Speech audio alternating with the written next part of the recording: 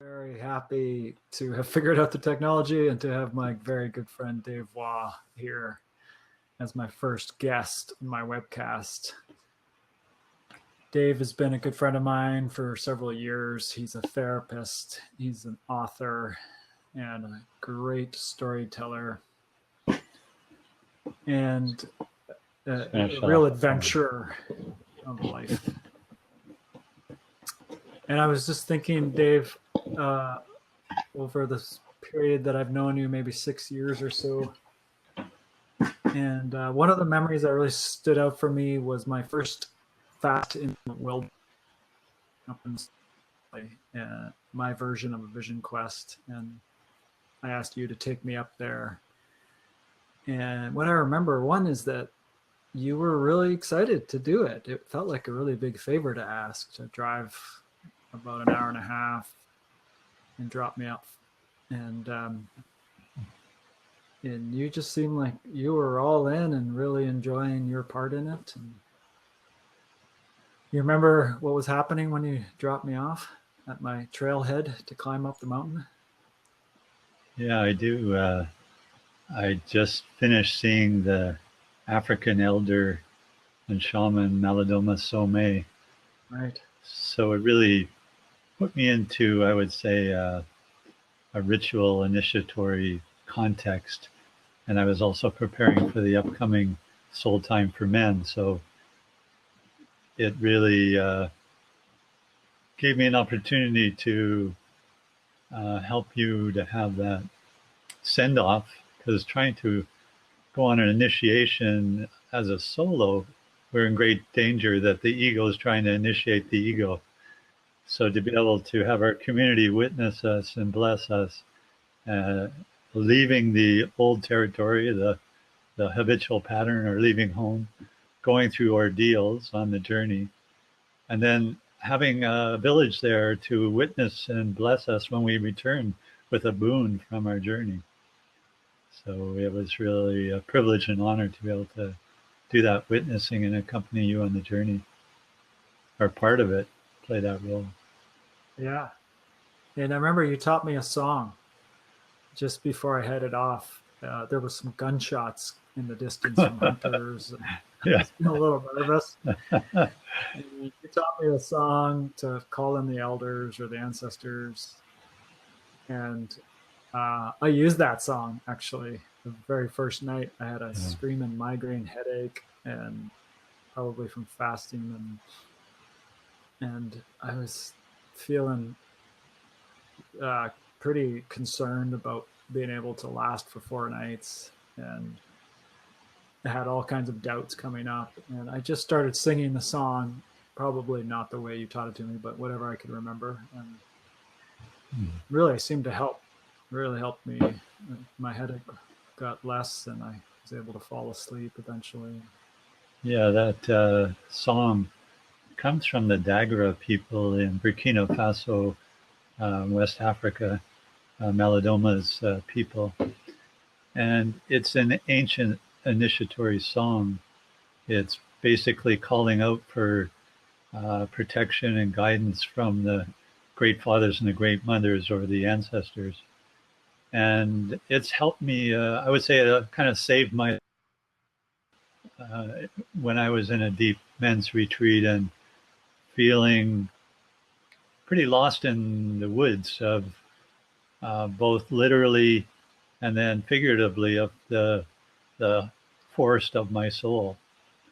And when I reached kind of a threshold point where I almost felt like I was going mad, then that ancient song was something I could trust.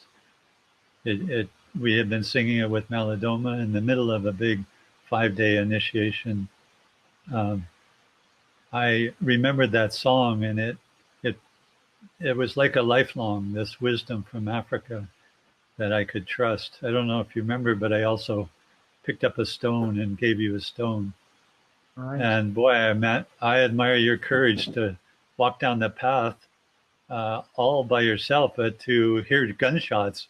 I mean, most sane people would turn around at that point and go, maybe another time or another place. But, it's really symbolic of you really stepping into your intention, which is to really face your fear and to go through into some kind of deeper wisdom. And gunshots are enough to scare anyone, unless you happen to be the one who's making them. Yeah. Well, I had the good fortune to have had a lot of experience in the wilderness, so I have a certain comfort there. And I was so inspired by particularly the book Soulcraft by Bill Plotkin, and I've been planning it for a while, and I really wanted to do it. It was really wonderful to come down the mountain, and a different friend picked me up from the mountain, an old river guide friend. But then went down to Horseshoe Bay, got on the ferry over to Bowen, and you were there to pick me up and bring me into the Soul Time group. And man, that was just such a fantastic way to integrate my fast and to meet the Soul Time. That was my first Soul Time to meet the Soul Time fellows. And yeah, it was a big time in my life. I'm wondering, one of the main reasons I did that vision quest was to try to understand or find my deep purpose in life. And yeah, I'm wondering if you could talk about, first of all, what does purpose mean to you? Yeah, the sense, this whole discussion around purpose has evolved for me over time, and it keeps deepening. You could say the ego has many different purposes. One is to keep us safe, to survive, and maybe even to thrive. So on an ego level, there's a sense of purpose. It could be just getting a good job and getting an education. Those are worthy purposes for a certain stage of our life. I think what we're talking about is when somebody feels called into a deeper sense of meaning and purpose, then there's a soulful purpose. And over the years, that's the deeper meanings of that have been revealed to me through various teachers, like Bill Plotkin's one, a Sufi teacher that I took initiation with, named Atum O'Kane. He articulates it in a different way. One of my first mentors, James Hillman, he wrote a famous book called The Soul's Code. And he used what he called the acorn theory to try to give us an image for that.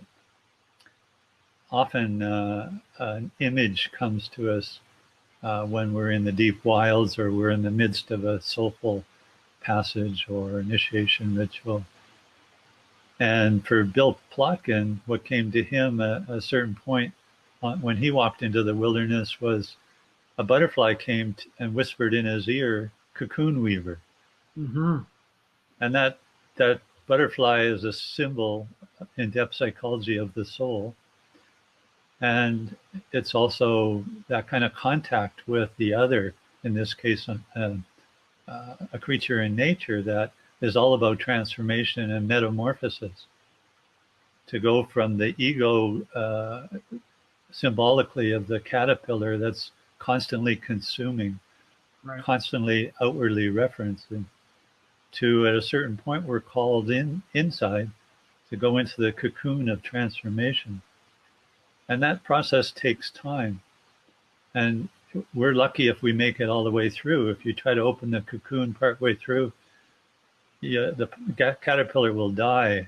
It's got to stay in the cocoon long enough to be able to go through the complete transformation. And what emerges is a whole other being that can navigate both the earthly realm and the air. And its business is all about pollination then. So it's about giving back, contributing to the community rather than just taking. Yeah. And so the acorn myth is similar in the acorn needs to fall from the tree, and it has this tough shell. You could say the ego is the shell that protects us. But through the winds that blow it around, it's got to crack open. And sometimes we feel like we're cracking up. Right. And that could be looked at by certain eyes as through kind of a pathology lens, that there's something inherently wrong with us. But through initiatory eyes, it may be the wound that's opening us up, like your wonderful title, Golden Repair, that within the cracks there's some kind of wound. In the acorn's case, it cracks open, and if the ground is right, the conditions are right, a little shoot springs forth and goes into the ground. So that direction down is into the earth. And if it gets a strong enough root network, then it can reach upward and the little shoot and branches start to form. But the direction is both down and up. The trouble with a lot of spirituality these days, it ascends towards the light of the spirit, but doesn't have the roots of the soul. The soul is more of a descent into the dark places, into our particular path in this world, our particular gifts, our uniqueness. Yeah. So the potential in the acorn is to manifest this unique oak tree. And the oak tree, if it's mature, bears many more acorns. Within each acorn is another potential for an oak tree. So in the simple seed, we see an eternal principle, but it's found in the tiny. Right. Not in the great, big, universal. It's in the tiny acorn. Yeah. Wow, there's a lot in there that I'd like to tease apart. Maybe though, we'll start with, if you wouldn't mind talking a little bit more about the transition where you could see, and you're looking back on your life where you were more ego focused, more in the caterpillar, and what happened for you that led you into the cocoon. And maybe if you could give us some context, what did your life look like when you were in the caterpillar stage? And also, can you just straighten your glasses a little bit? There's your eyes got this there. Yeah. There we go. It gives you a very mystical appearance, but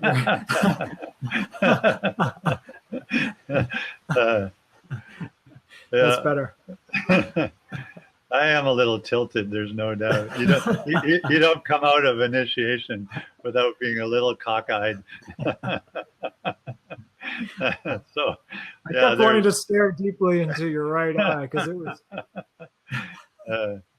So, yeah, I mean, I went from in early midlife, in my early 30s. I was running an electrical business. I was married. We just bought a house. We had a very loving stepson. I had a cabin up in Grouse Mountain. I had all these acquirements. It was like people thought I was quite successful. I had 13 employees. My thriving security alarm business. I was a journeyman alarm technician. And then my little house of cards all collapsed. Everything just fell apart. Yeah.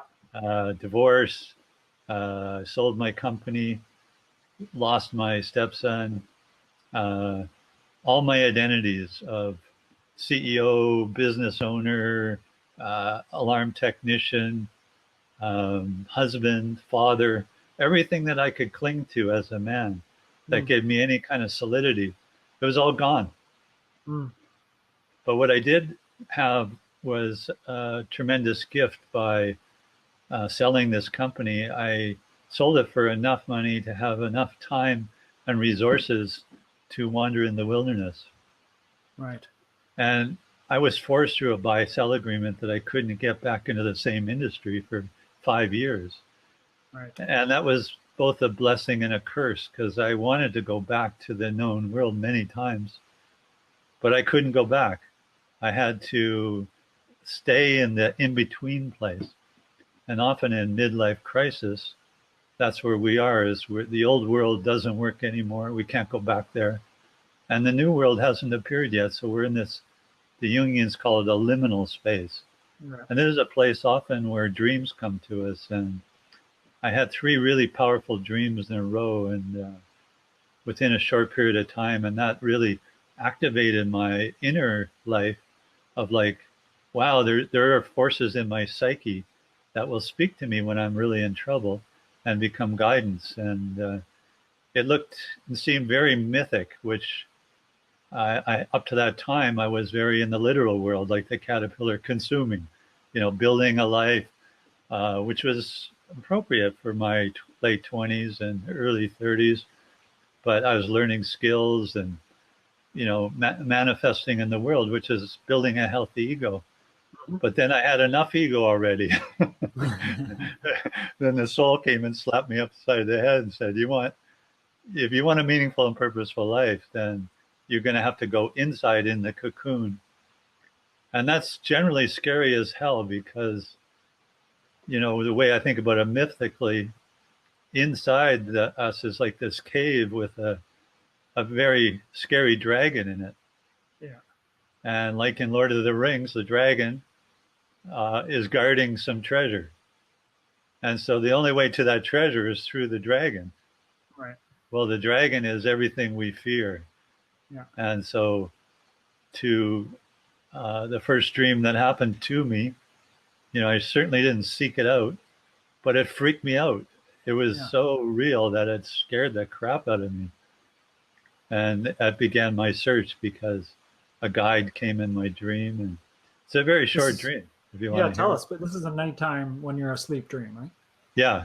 Yeah, I was give us set the scene. I'd now divorced, living on my own, pretty lonely, starting to use substances to manage my pain. So getting back into the pub scene, drinking far too much alcohol, got into smoking cigarettes and pot again, trying to self-soothe to manage my pain the only way I knew how at the time was to get drunk and stoned. But this dream came along, and in the dream, I see a wise old man with kind of long hair and gray beard, long flowing robes. And I'm asking him all these questions.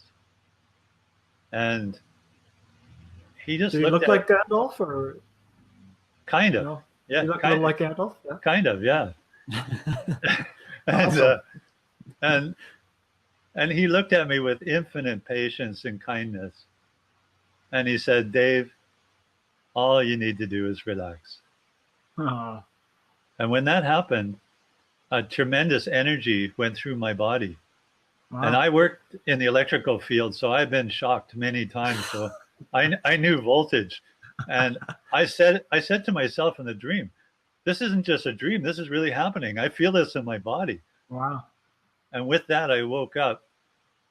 It was about, typically 3:00 in the morning is when these things happen, when the city ego is asleep. Right. The veil between the realms is thin. So then I'm laying in bed. It's pitch black. I had a really dark bedroom. And so I started thinking about this and I'm going, whoa, what the hell happened? And I started panicking. My mind started obsessing. And then I said to myself, just relax. And when I did that, my body lit up like a Christmas tree in the dark. The energy coursed through my body. And I had no context for it because I was not into, my spirituality was 4-wheel drive and drinking beer. I didn't know anything about that, anything about spirituality. And so that scared the shit out of me. Like all of a sudden I got this energy coursing through my body. I'm laying in bed by myself. I have no reference for it. Then I started to pray, like to whoever would listen. I left religion when I was 12 thinking this is all nonsense. Yeah. But I just prayed for everything I had to whoever was available to, protect me from, if this was dangerous, I just blew my circuits, a fuse just blew because I really thought I was in danger of, being in big psychic trouble. But eventually, you thought you were going crazy. Is that what you thought? You were going crazy? I thought I was going insane. I didn't know, that dreams could happen to you and create a physiological effect like that. It took many years for me to learn about Kundalini and the serpents at the base of the spine that open up and change everything. Yeah. And so that dream became a catalyst for me to go, gee, I got to figure out what this spirit in the bottle is. That a Yeah. lot of us men have all our emotions corked up and we're Right. wound up tight. And so I was a kind of workaholic with my company, and I didn't have a balance between activity and rest. I was driven. Yeah. So this simple act of relaxing, breathing, then the energy could actually flow again. Right. I Some authentic energy. exactly, and because it was so dammed up, it came out, pretty in extreme form. So how did you get from there? So you were successful businessman, and you were bought out. You had some savings, but you were alone, divorced, and how did you get from self-soothing with alcohol and marijuana and so on, and into this whole other life, more like you are now with men's work and being a therapist and writing books? Yeah, I got worried about my drinking. Right. I was I have been habitually kind of shy around women growing up, and Mm, usually, it took some good booze to get me the bottle of courage to get me to get up and ask a woman to dance. me too. So, being single again, I headed right to find my old buddies, and the ones that were still single were single for a reason. And so, you know, I started to notice that when I would meet a new woman that I was interested in, first thing she would ask me is, "What do you do?" Right. And partly checking out, are you a good mating partner? And if I said that I was retired, then that elicited, "Oh, wow, you got money?" Like Yeah. if I said I'm a student, which I was, I went back to school for wilderness recreation to just have play, meet friends, to get Yeah. back into some of the joy I experienced as a boy in Nova Scotia, being in the woods. Yeah. But if I said I was a student, then she might say something like, "Oh, what are you going to be when you grow up?" Basically, and is this heading you somewhere? And then if I said I was unemployed, all of a sudden she started looking over my shoulders for who the next possible candidate is. And Yeah. men were the same way. Mm, People get really nervous when they can't put you in a familiar box. right. But men would sometimes say, "Wow, you're the hero. How'd you beat the game?" Yeah. Yeah. Yeah. And so, depending on how I told that story, people would treat me differently. And so I started to realize that, wow, how I told my own story could Mm. really change how I saw myself in the world. Oh, wow. But my drinking, I saw, was started to get worried about because my father and grandfather were both alcoholics, and I experienced a lot of trauma growing up in Mm-hmm. an alcoholic family and basically an addicted culture is what I've Yeah. come to learn. So I pulled up my bootstraps and went to an addictions counselor, Right. and I only have one session with her, and she asked me if I'd heard of the men's movement, Right. if I heard of Banyan Books, if I heard of the Haven on Gabriel Island that does men's retreats. Yeah. I didn't have a clue what she was talking about, but after that session, and she said, "I'm not an alcoholic yet, but I have the propensity having a family of addiction like this." She Mm. said, "But you need to turn things around pretty quickly because using like Gabor, Dr. Gabor Mate says, all addiction is pain medication." Yeah. And so I needed to turn this around. And so I went to Banyan Books, bought a book from Robert Bly on called Iron John, which really introduced me to men's mythology. And why I did you got choose that book of all the books there that you could have chosen? actually it Banyan was Books is Banyan Books is an iconic bookstore in Vancouver where there's all kinds of spiritual and self help books and novels and stuff. Actually, it was because it was an audiobook. Oh. I was not into reading then. I got kicked out in grade 10 and Right, right. I wasn't a big reader, so it was Okay. like, oh, an audiobook, I can handle that. So, so And it did you? really turned me on to the oral tradition of storytelling because Nice, nice. Robert Bly is a wonderful storyteller. And then I bought a ticket to a one-day event at UBC, the University of British Columbia, Uh-huh. uh, with two mentors, James Hillman, who I talked about the Soul's Code, and Michael Mead, who writes all about masculine mythology and the soul. Yeah, And at that men's retreat, it was only a day long, but it was life changing. yeah. And it's where I met my first men's group. At the end of the day, we formed a men's group in my area. I've been in a men's group ever since 1989 in some way, shape, or form. Yeah. And I've, so I've, it was go that. ahead. No, you go ahead and finish now. So it introduced me to men's soul work Yeah, and that there's a spirit in this bottle. yeah. There's a spirit in the bottle of alcohol, but there's a spirit in the bottle of our body. Right. And if we can make a relationship to that spirit is on a soulful level is the part of us that has gifts, was born with gifts. Yeah. And So but I we want to have to ask. face the dragon to get to it. That's the dragon.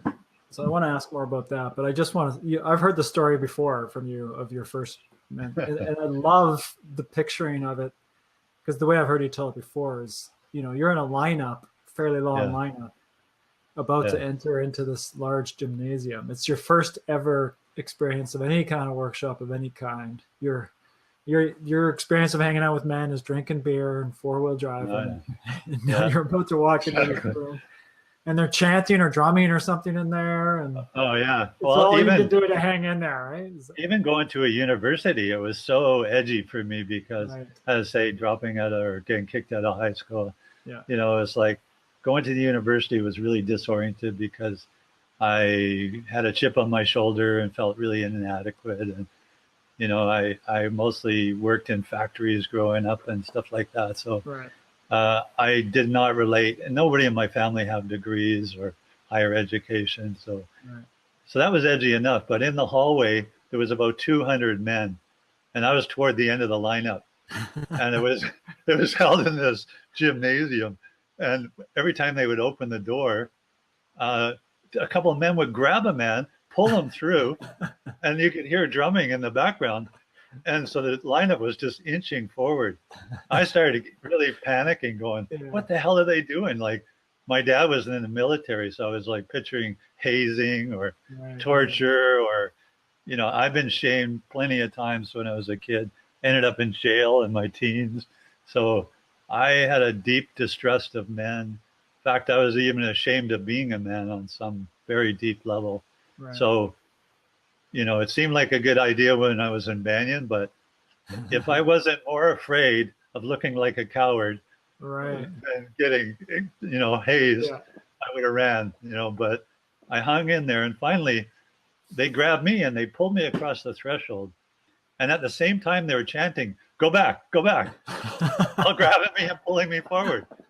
It was such a paradoxical moment because, Yeah. it was basically they created an ancient ritual in that day long for men saying, go back to your old comfortable life, go back to the university, go back to the caterpillar existence of what's considered normal, Yeah. or break through into the deep cave of masculine soul.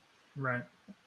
The men that were now on the inside were the ones who were welcoming us. So Right. they're chanting, go back, go back, Uh, but then out of the crowd of men, I heard my name called. And I didn't think I knew a soul there, but it was my buddy Peter, and he also had an alarm company just like I did, Oh and wow. he was the only guy pretty well in the whole alarm industry that I would meet at the suppliers, and we would chat, and I felt like it was a connection because he liked to drink beer too, and he loved music too, and Right.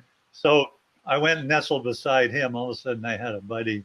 And Nice. now we were like the hazing party or the welcoming committee, however you see it, for the men Yeah. coming through the door. Yeah. And then Michael Mead and Malidoma Somé started to tell stories and share men's poetry from the guts, from prison, from Etheridge Knight, a black man from prison.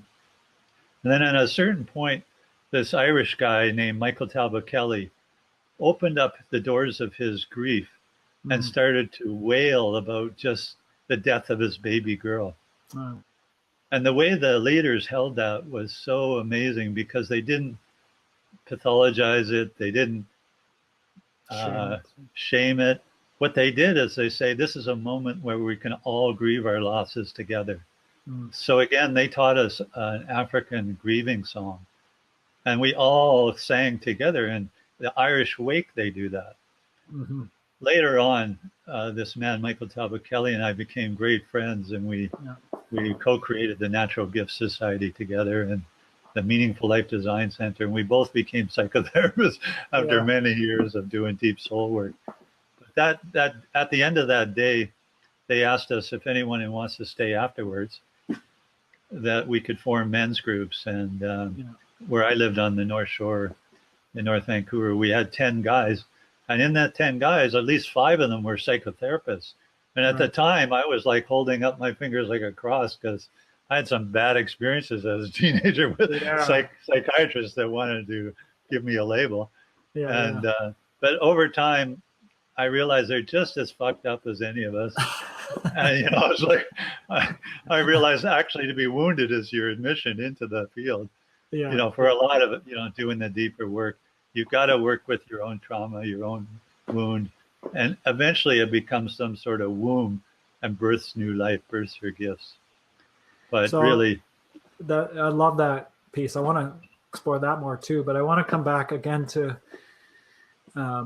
you're entering that room, because for me it ties into the whole initiation or rites of passage um, sequence. And the first one is that there's a wake up call. There's something that happens in your regular comfortable life that shakes you up, and then there's a call to something, some ordeal, and we get to answer the call or we get to refuse the call.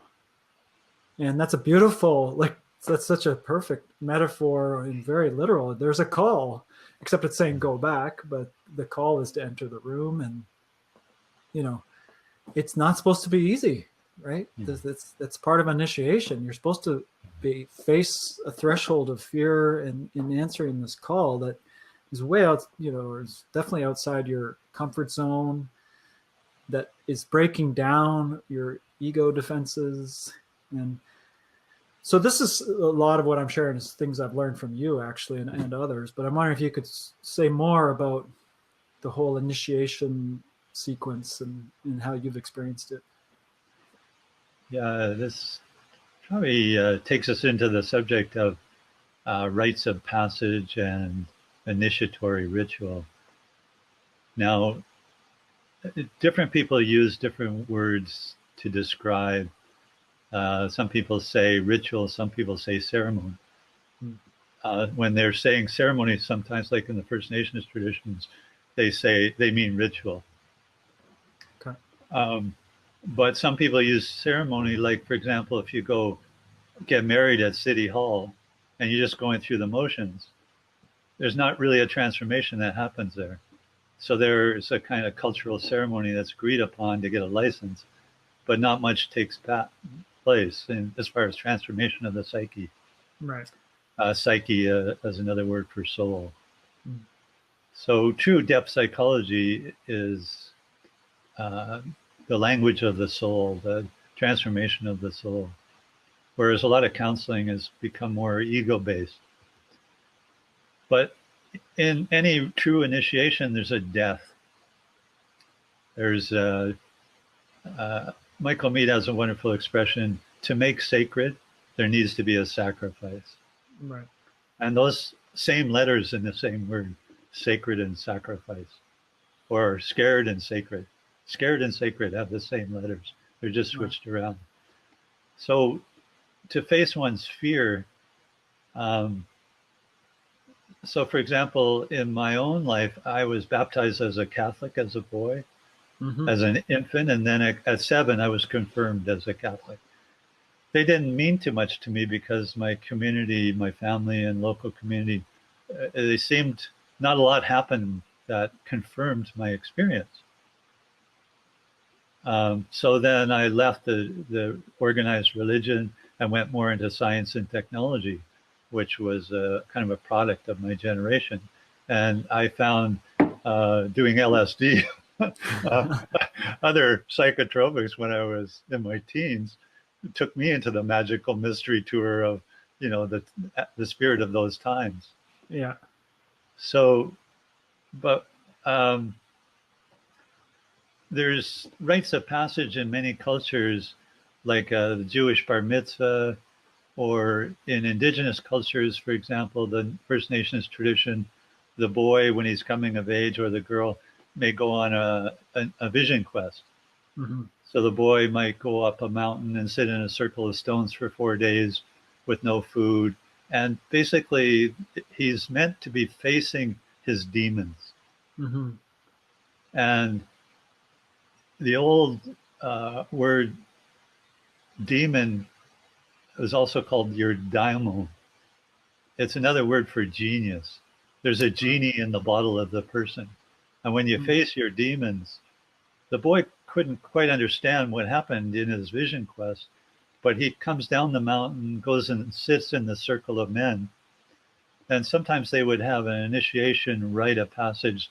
For example, Robert Bly says, as boys, we're raised on the milk of our mothers. But then when we go through an initiation ritual like that, in some tribes, the men would have a gourd and they would cut themselves and each put a drop of blood in the gourd. And then the initiate drinks the blood of the men, saying, you were raised by the milk of your mother, but now you'll be instructed in the men's tradition by the blood of the men. That Right. the men have their own songs, their own poetry, their own rites of passage. And the boy needs to die to his immaturity, to his childishness, basically, Yeah. then be initiated into mature manhood. And unfortunately, we have a lack of elders and mentors these days. So a lot of men never got initiated. My father never really did, neither did my grandfather. They were initiated into war and into depression, and so they became um, addicted to self-soothing their pain. And they weren't really helped to bring it into a soulful passage. Yeah. But I luckily was born into a time where I have psychological and spiritual resources and mentors to help me go through that passage. And Mm-hmm. modern day psychotherapy can be one of those cocoons if it's got depth, or the Yeah. work we're doing with men and men's retreats. Yeah. So there's rites of passage as far as specific ages, like to go from being a parent to be a householder. We don't have a rite of passage for that in our culture. But in India, there's basically 4 stages. There's student, there's householder, then there's the forest dweller. Mm. And for example, the teller or forest dweller is also the hermit. They're retiring from, quote, business as usual. Okay. And then a fourth stage can be the sannyasin, or uh, they trust life so much that they just walk around as a beggar, but everywhere they go, they're fed by the community Mm. because they're like a bodhisattva that now brings their gifts to the community. Right. They stay off enlightenment for their own egoic self, and not until all sentient beings are enlightened. So Right. that comes from more the Buddhist tradition. But some of these older traditions have senses of rites of passage throughout time. But the difference between that and initiation can happen to you anytime. Like that dream for me was an Mm. initiatory dream. Somebody could have an initiatory illness. So somebody could get sick for typically is like 7 years. Somebody could have like chronic fatigue or something. Mm. And they've tried everything from the conventional medical model. But once they see it as a rite of passage and an initiatory sickness, then the shamanic understanding is that they're going so deeply into that wound, it becomes a womb and becomes a gift so that they can help other people that are struggling with that. So I've gone so far into addiction in my own personal life and in my family, and taken it all the way back to about the 1600s, that it's given me an understanding of how our culture misuses sacred substances like tobacco is sacred to the First Nations people, used in ritual, and alcohol is sacred as well. So when we objectify these substances and use them recreationally or to unconsciously soothe our pain, then we don't get to use them as plant spirit medicines and see the sacred in them. So we stay on an immature level of development. So we need elders and mentors that, and the elder or the mentor isn't necessarily the old person. Right. Sometimes you get young people who have been initiated and they're walking the walk of the elder inside of them. And so we all have a youth and an elder inside of us. So we look for an initiatory moment or a mentoring moment or a village moment. It's like, because in modern times, we aren't tribal people anymore. And Melodoma, for example, says we can't go back and be tribal people, but what we each have is an indigenous soul. Right. And that indigenous soul connects us to nature, connects us to each other. So if we're in the separation, in isolation, we're in pain. Yeah. And we're like, even countries are like the US is like a big voracious caterpillar that is consuming resources of the planet, and the whole country needs to go into a cocoon of transformation. Right. Not just US, but I'll pick on them because they're a big brother next door. I have many wonderful teachers and friends there, but it's easy to see somebody else and not see your own shadow. Yeah. The piece that really I often come back to is that we're not meant to do it all alone. We need to face our fear. Like, only we can face our own fear, but we can have mentors and guides and elders, and the cocoon needs to be held in our healing. We're not meant to do our grieving alone and our healing alone, and we're not meant to come out of the cocoon alone either. I think we need to be really received out of the cocoon in order. Right. So if there's nobody there, I don't really know how it would work. That's what addiction's really about. Is if we looked at just say 3 stages of initiation. One is leaving home or leaving the habitual pattern. Then there are ordeals and challenges on the path. And the third is the homecoming with the gifts, with the boon. But often in addiction, we leave home and we go through the ordeals, but there's nobody to welcome us, like you're saying. So then we try to go back home again. And we go back to our family or our old friends, and they see us the same. And because they have never gone through initiation as well, they call us Eric and Dave in a way. But some First Nations traditions, every 7 years, you would get a new name because you've gone through an initiatory ritual. Nobody would ever call you by your old name because it throws you back into an early stage of development. All right. Wow. How's your time here, Dave? I just want to respect that you did have other plans for tonight. Is that? Let's see. I could easily go another hour, but I want to respect. Yeah. Yeah, we should probably wrap up. Yeah. Yeah. Okay. Well, we're going to do this again. I mean, there's a whole other list of questions I have because these are all the things that I'm so interested in and passionate about. I do want to mention that you have a couple of wonderful books that I thought I had here, but I don't. Do you have them there? Here's the latest one. Yeah. Beautiful book. I helped edit that book, I'm happy to say, and 2 wonderful authors. Soulful Fellowship, Men, Meaning and Purpose, with my co-author, Rock Garreau. Yeah. And there's a couple other books, but that's the latest one, and it's particularly about the subject we're talking about around basically soulful friendship and the kind of fellowship, like you just said, Eric, the lone wolf the idea of, you know, doing it alone is a myth in the sense of an untruth.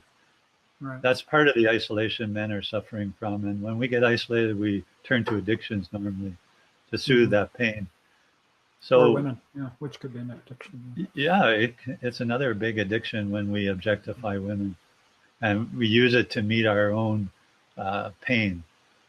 So to get together and like we've done in deep friendship and enjoy our music, our creativity, our passion, our craziness, our sense of adventure. Wildness. Yeah, our wildness and like we often use as a metaphor, like the earliest way men hung out together was like in a hunting party.